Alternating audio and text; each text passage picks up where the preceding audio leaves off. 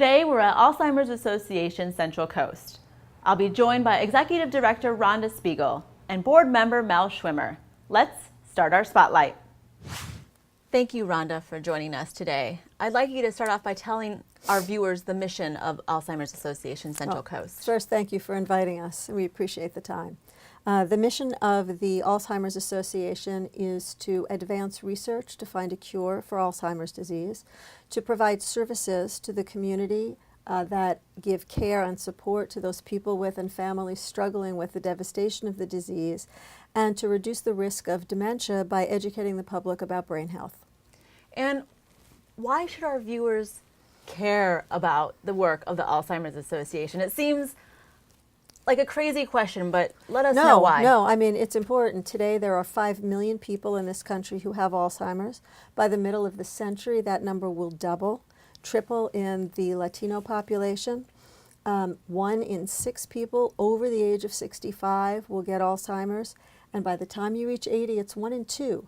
So if your family has not yet been touched by Alzheimer's, it absolutely will, and everybody needs to take action to ensure that we can prevent that from happening.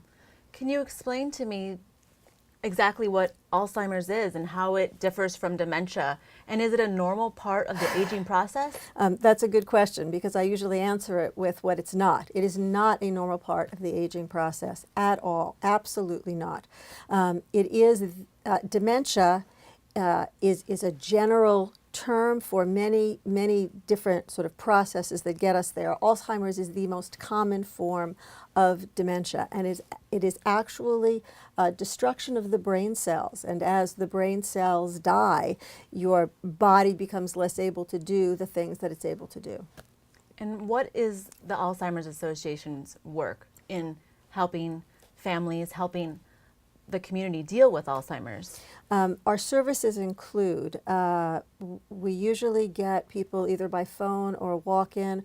We provide them with care consultations and help them assess what their needs are. We link them with resources so they can get those needs. We link them with caregivers. When that becomes an issue, we help them locate a facility for a loved one. We have support groups throughout our 4-county region. We also do education to professionals who are caring for the elderly and people who are struggling with dementia, both physicians in the hospital setting, in the skilled nursing setting, the caregivers that come to your bedside. We do general education for the population. We speak at health fairs. We do town halls.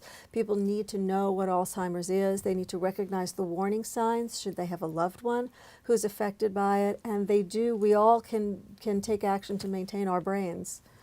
What is the difference between the Central Coast chapter and the bigger Alzheimer's Association, or how does the Central Coast chapter fit into the larger branch? Okay, the Alzheimer's Association is a national organization.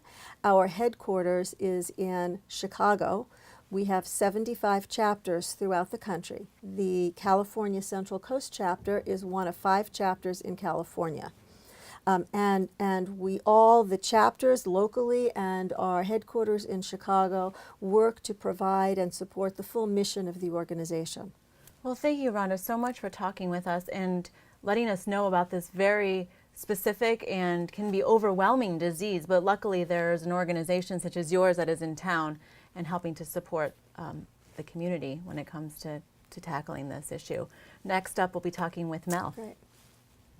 Thank you, Mel, for joining us. Well, thank you for inviting us. You're a board member here at the Alzheimer's Association. Can you tell our viewers, can you tell me what it is that brought you to that position? Well, 2 things. One, my wife is an early stage Alzheimer's, which brought us to the first memory walk. And there was someone said we need someone to volunteer to work with Alzheimer's. And we were very fortunate after my wife was diagnosed to get in touch with the Alzheimer's Association in our area. And met some wonderful people that were very caring And all the services are free, so there's no cost to anybody that gets involved with the Alzheimer's Association. Everything is funded through donations. All of the support and educational All the support, the aspects. educational books, literature, and directory to people that can help. You don't have to be a member, a paying member or anything like that. No, there's no money that's involved unless, of course, we like to have people donate because that's the only way we get our funds for research and caregiving. Certainly. Can you explain to me, or describe rather, trial match? Trial match is a system where one of the things that's so important with the Alzheimer's Association is clinical trials. Clinical trials mean that the pharmaceutical companies need people for their trials for their medications. If they don't have enough people doing this, it's going to take longer and longer and longer for the possible help that we need for solving this terrible, terrible disease. And it's available through the Alzheimer's Association that'll link up people to what trials are available and in their locations where they live. And if someone is maybe concerned about being part of a trial, are there any kind of pre-screeners that the Alzheimer's Association does before putting out a trial to specific interested people? Well, when you get involved with a trial, a clinical trial, there's a series of questions, and you're put through a lot of procedures before you're accepted into the trial, plus the fact you have the choice of either being involved with the trial or not being involved with the trial. And if you should get involved with the trial and you find that it's not working for you, you can drop out. There's no obligations. And there are some